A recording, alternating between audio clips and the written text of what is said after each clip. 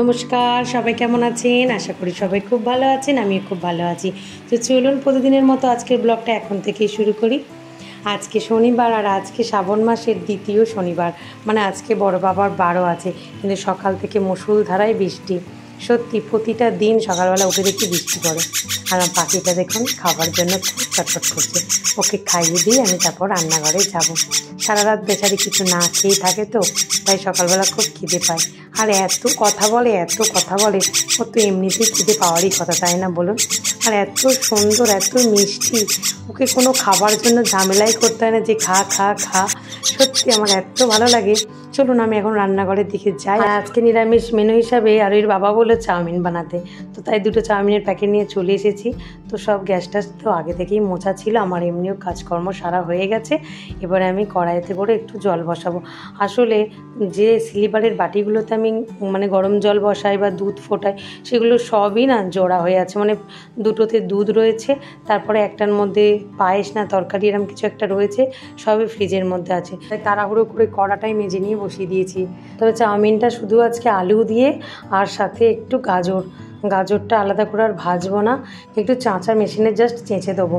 তবে আজকের আলুর সাথে একটু বাদামটা ভেজে নেবো ঠিক করেছি, তো সেই জন্য আগেই একটু দিয়ে দিলাম কড়াইতে। তবে চাউমিনটা না আগে একটু ভেঙে নিলে ভালো হতো, দেখুন চারিদিক থেকে যেন বেরিয়ে যাচ্ছে। তবে কি জানি আরুইর বাবা নিরামিষের দিনে এত চাউমিন খেতে পছন্দ করে, রাত্রিরে হোক বা সকালে হোক, ওনাকে বেশ যখন হোক একবার চাউমিন করে দিলে উনি খুব খুশি হন। তো চলুন, মোটামুটি আমার চাউটা সিদ্ধ হয়ে গেছে। এবারে আমি কড়াইয়ে তেল দিয়ে দিয়েছি। এবারে এদিকে আমি বাদামটা কুচি কুচি করে নিচ্ছি। গতবারে মানে আগের দিন যখন করেছিলাম, বাদামটা তাড়াহুড়োর মধ্যে তেলের মধ্যে দিয়ে তারপরে খুন্তি দিয়ে ভেঙেছিলাম। তবে আজকে একটু হাতে সময় ছিল বলে আমি আলাদা করে কুচিয়ে নিয়েছি। এবারে তেলের মধ্যে ওটা দিয়ে দিলাম, তারপরে আলুটা দিয়ে দিলাম। এবার এটা সুন্দর করে ভাজতে থাকবো। একটু নুন ফেলে দিয়েছি আলুর মধ্যে, আর গ্যাসটা আস্তে করার কোনো দরকার নেই। আলুটা খুব ছোটো ছোটো করে কেটেছি। তবে বাঙালির চাউমিনে মানে বিশেষ করে বাড়িতে হবে আর আলু থাকবে না, এটা যেন একটা কেমন কেমন লাগে। চলুন এবার চাউমিনটা দিয়ে দিয়েছি কড়াইয়ের মধ্যে, আর একদিকে গ্যাসে দুধ ফুটতে দিয়েছি। আসলে ফ্রিজের মধ্যে দুধগুলো জমে জমে না কী যে হতো, সেই জন্য ফুটতে দিয়ে দিয়েছি। আর এদিকে চাউমিনটা ভাজতে বসিয়ে দিয়েছি। চাউমিনটার মধ্যে একটু জাস্ট নুন আর একটু গোলমরিচ দেবো, আর কাঁচা লঙ্কাটা কুচিয়ে রেখেছি ওর মধ্যে এমনি দিয়ে দেবো। তো একটু গোলমরিচ, মানে গোলমরিচ না দিলে চাউমিন তো ভালোই লাগে না আমাদের, তো নিরামিষ যেহেতু।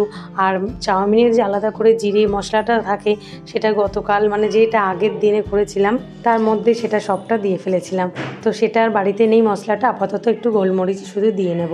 চলুন আপাতত গাজরটা কাটতে থাকি, এদিকে ততক্ষণে এটা ভাজা হোক। তবে এই শনিবারটা এত ব্যস্ততার মধ্যেও আবার যে বড় বাবার পূজা আছে সেটাও মাথায় রাখতে হবে কিন্তু।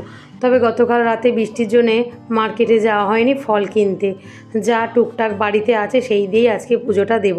তবে আমি প্রথমবারেই যখন বাজার করেছিলাম ঘর ঠাকুরের, তখন তো আটা আর গুড়টা অনেকটাই কিনে নিয়েছিলাম, মানে 4 বারের কিনে নিয়েছিলাম একদম। কারণ সবজি বা ফল এগুলো আরুইর বাবাকে বলে ডিউটি থেকে আসার সময় আনতে পারে, কিন্তু এই আটা গুড় এগুলো সব জায়গায় না ঠিকঠাক মতো ভালো পাওয়া যায় না।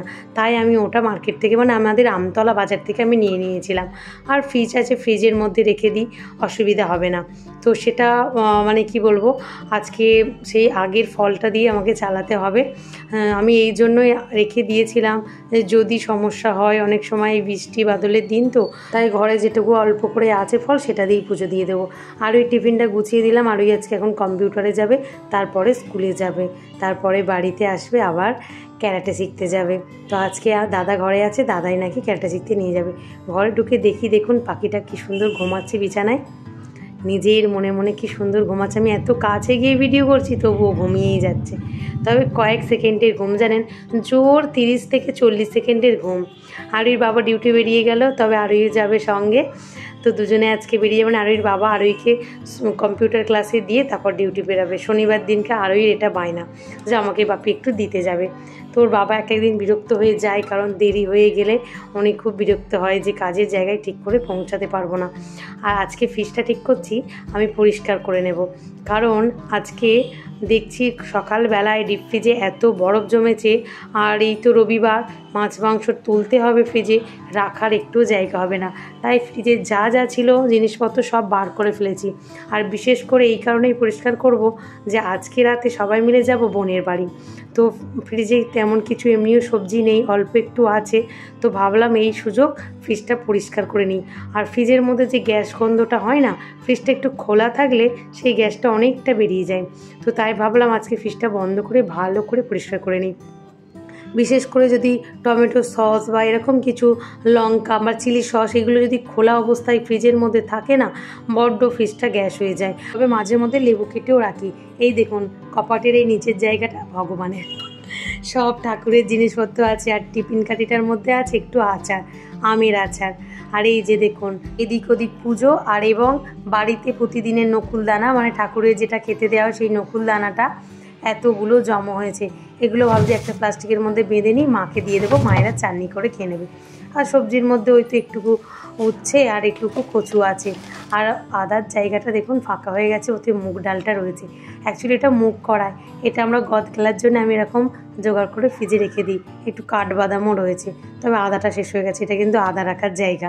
চলুন, এদিকে টমেটোটা আছে, আর ডিম যে কটা ট্রের মধ্যে ছিল সে কটা আবার এই ওপরের ট্রেতে তুলে দিয়েছি। আর একটু রাসনা করা আছে, এত গরম পড়েছিল তো দিন, তাই বানিয়েছিলাম। তো সেটা আর ওই বাবাকে দেয়া হয়নি। আর এই যে মোটামুটি টুকটাক পরিষ্কার করে নিয়ে লঙ্কার জায়গাটাও এখানে তুলে দিয়েছি টমেটোর পাশে। ব্যাস এই জায়গাটায় টমেটো, আদা, লঙ্কা এইসবই থাকে, ওই জন্য ছোটো ছোটো ঝুড়ি বসানো আছে। চলুন, এবারে মোটামুটি পরিষ্কার করে নিয়েছি, মুছে গাছে নিয়েছি। এবারে ফ্রিজটা অফ করে দিই। তবে ভাবছি যেহেতু সেই রাতে বেরাবো, তো এখন তো বাড়িতেই আছি, তাই ফ্রিজটা এখন আপাতত চালিয়ে দিয়ে এই ডিফোজে দিয়ে দিলাম। এতেই বরফটা আস্তে আস্তে গলতে থাকবে। আর দেখুন এদিকের এটা বন্ধ হয়ে গেল, মানে যেটাতে ঠান্ডা বাড়ানো কমানো যায় সেই সুইচটা কিন্তু অফ হয়ে গেল, লাইটটা দেখেছেন? তো এটা আপাতত অফ হয়ে গেল, আর এটা চললো। আস্তে আস্তে ফোঁটা ফোঁটা হয়ে বরফটা গলে পাশ থেকে বেরিয়ে আসবে। পূজা দিতে বেরাবো এই সময়, দেখি বৃষ্টি। ভালো লাগে বলুন তো, মনটা কি খারাপ লাগছে, কীভাবে আমি যাব এতটা রাস্তা ভেবেই অস্থির হয়ে গেলাম। তারপরে পূজা টুজা দিয়ে আসলাম, অনেকটা সময় পেরিয়ে গেল। তারপরে বিকালবেলা একটা পার্সেল আসলো, তো এটা আরইর জন্যই। আরই দেখে তো খুব খুশি। আরইর একটা জন্মদিনের জন্য জামা আমরা বুক করেছিলাম, সেটাই আজকে আসলো। তো সামনে মাসে ওর জন্মদিন, তো আগে থেকেই বুক করে নিয়েছিলাম।